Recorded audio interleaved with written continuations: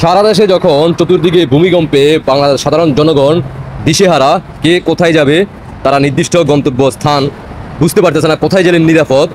একের পর এক বিল্ডিং ধসে পড়তেছে, রাস্তা ফেটে যাচ্ছে, একের পর এক মৃত্যুর খবর আসতেছে বিভিন্ন মিডিয়াতে।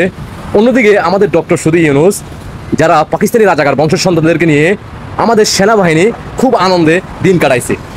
ইতিমধ্যে আপনারা দেখে ফেলছেন একের পর এক বাংলাদেশ সেনাবাহিনী আর আমাদের ডক্টর সুদী ইউনূসের ভিডিও পোস্ট, ডক্টর সুদী ইউনূসের ভেরিফাইড ফেস থেকে আসিফ নজরুল থেকে শুরু করে ডাস্টবিন শফিক থেকে শুরু করে তারা একের পর এক আনন্দ উল্লাসের পোস্ট ভিডিও আকার আপনাদেরকে উপহার দিছে।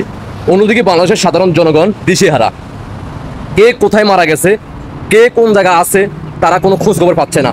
বাংলার মানুষ আতঙ্কে ছিল, সারা বাংলাদেশ দিকে তাকিয়ে আছিল সারা বিশ্ববাসী যে কি হয়ে গেছে বাংলাদেশে হঠাৎ করে। আর অন্যদিকে তারা এতটা আনন্দে ফুর্তিতে দিন কাটাচ্ছে যেটা অকল্পনীয়।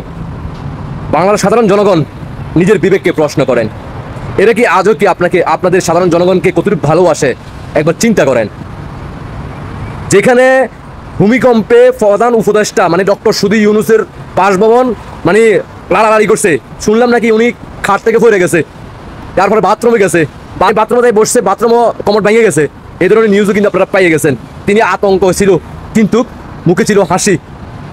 বাংলাদেশ সেনাবাহিনী ওনাকে নিরাপত্তা দিয়ে আসছিল, বাংলাদেশ সেনাবাহিনী আমাদের ওয়াকারুজ্জামান সাহেব তিনি নিরাপত্তা দিয়েছেন, আর সেখানে তারা হাসি মুখে আনন্দে দিন কাটাইছেন।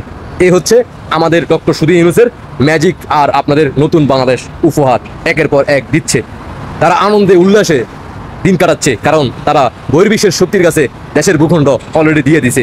তারা বলছিল, শপথ করছিল ডিসেম্বরের আগে এই বাংলার মাটি দিয়ে দিবে বহির্বিশ্বের শক্তির হাতে, আর তারা সেটা বাস্তবে আপনাদেরকে প্রমাণ করে দিছে।